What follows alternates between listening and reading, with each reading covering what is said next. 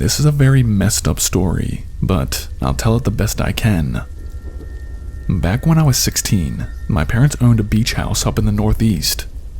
Every summer, we would head up there and live in the house from the end of May to early September. But it wasn't all vacation all the time. My parents made me work and get a job, and my job was to lifeguard the beaches from Monday through Friday.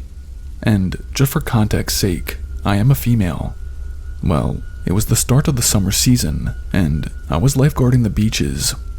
It was actually a really cool job to have. That was until the man. This guy would always be alone on a packed beach, would come up to my lifeguard stand, and always try to start some small talk with me. Even at the age of 16, I knew that he was trying to hit on me, but I could tell that he was definitely older than me. Like, he had tattoos all over his body, his nose was pierced. I just got the sense that he was like in his mid-20s. I'd always be polite to him, but I definitely tried to keep the conversation short. Well, this one time, I think he was a little drunk, to be honest. He came up to my beach stand. He said he's going to pretend to drown, and that I need to come out there and save him and give him mouth-to-mouth. He said this was some kind of fantasy kink of his. It was at this point that I had to tell the guy to back off. I was pretty rude about it and told him I'm only 16 and that if he continues to try to keep talking to me, especially in a sexual way, I will get the police involved. You would have thought that I killed his dog or something, but the guy stormed away, looking very hurt. Well, about a week later, it was around 5 p.m., and that's when our lifeguard duties on the beach end. I was getting ready to pack up and start heading back home when someone from behind me called my name. It was that guy again. Except, I could tell that he was on drugs or extremely drunk. My guess was that it was both. Mind you, I was the only lifeguard on duty on this section of the beach, and there weren't that many others around us because it was sort of a rainy day. I was very uncomfortable at how alone we both were. I didn't say a word and continued to pack up my things when I saw that he was now standing right behind me. He looked like a complete mess. I was about to say that I'm calling the police when he pointed a gun directly at me. I'm talking the barrel was inches from my face.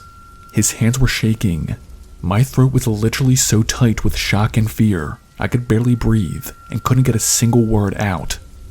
He put the gun to my forehead, looking me straight on, and said that he should kill me right now for rejecting him.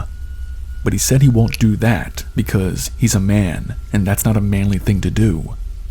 Then he moved the gun from my head to his. He had it aimed at his temple.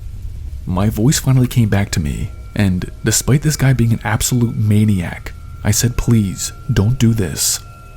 I'll never forget his last words. He said, "Oh, now you want to save me," and then pulled the trigger. I won't go into great detail, but I understand why soldiers come back with PTSD. Seeing someone die in front of you isn't like how you see in the movies. It's haunting and final. And believe me, my psyche has been affected by this. I'm now 23 and have kids of my own, and I still need therapy from that day. I did come to find out that that guy was a heavy drug user and a drinker.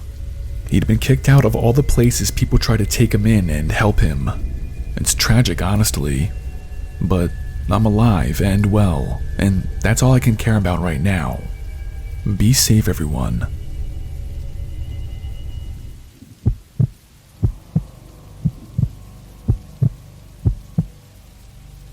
Nothing in this life surprises me anymore. Back in 2019, I was a lifeguard over at our local YMCA. And for context, I was a 20-year-old female at the time. The pool I lifeguarded for had a very strict rule of no holding anyone down underwater. We had a lot of kids come in and that's all they wanted to do to each other. It was a Friday. I was working the morning shift. I hadn't even been on duty for 15 minutes when I saw at the very far end of the pool this kid holding another kid underwater. I blew my whistle from my tower for them to stop right now. I saw the kid look up at me, blatantly disregard my command, and continue to hold the kid underwater. I blew it again and said, "This is your final warning to stop, or else I will have you removed." The kid, still ignoring my commands, then flipped me the bird. Before I could even react to that, that's when I noticed the kid that he was holding underwater had stopped splashing around and was lying very still. I jumped off my tower, ran over to the far end of the pool, and jumped in. I pulled the kid out from under the water. His eyes were rolled back in his head, and he wasn't breathing. I'll never forget what the kid who held him under said to me as I was pulling him out of the water. He said, "I hope he's dead and in hell." I ignored this kid's comments and got the other kid out of the pool and laid him down. I immediately started applying CPR to him. After minutes of nerve-wracking attempts at saving this kid's life, he finally threw up water and his eyes rolled back to normal. I had called for my higher-ups to come over and help me sort out this mess. After the kid was sitting up and breathing, an ambulance still had to come and take him to the hospital just to make sure that everything was okay. It was only later on in the day that I had actually found out the kids were brothers. And here's the disturbing part. The older one was holding the younger one underwater because last week, the younger one had played with his Legos without asking him. The older brother decided he wanted revenge and literally attempted to kill his younger brother. They were both 6 and 4. What's mind-boggling to me is that a 6-year-old knows what murder is. Not only that, but actually wanted to murder his own brother at that. I've since heard that their father isn't in the picture, and their mother pretty much lets them do whatever they want. I'm terrified of who that 6-year-old will grow up to be when he's an adult.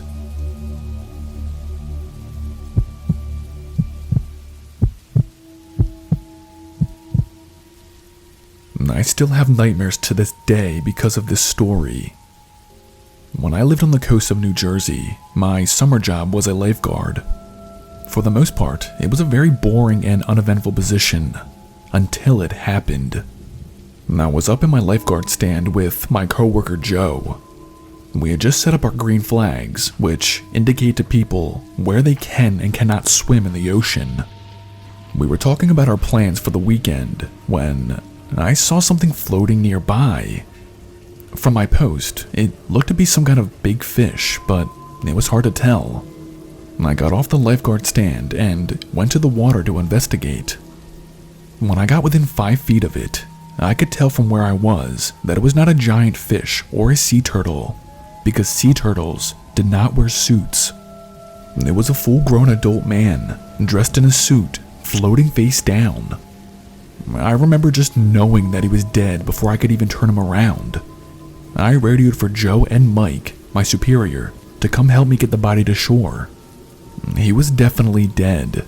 He was bloated, and you could see that some sea creatures had nibbled on him. We were in the process of clearing everyone out of the water when we saw 3 more big things floating in the water nearby. It was surreal seeing more bodies appear and just floating on the ocean water like bait. When we got these bodies pulled to shore, they were also bloated and partially eaten.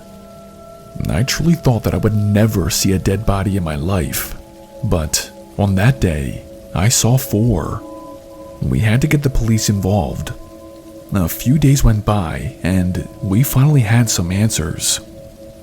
About a week prior to the bodies floating up on shore, a small charter plane had crashed a few miles out.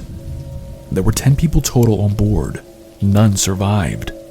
The 4 bodies that washed up on shore were the only bodies they found. The rest were completely missing.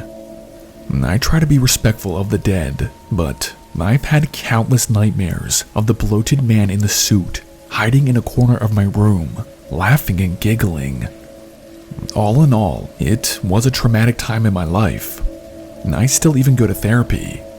I never found out how the plane actually crashed, and still to this day, the rest of the bodies have not been found.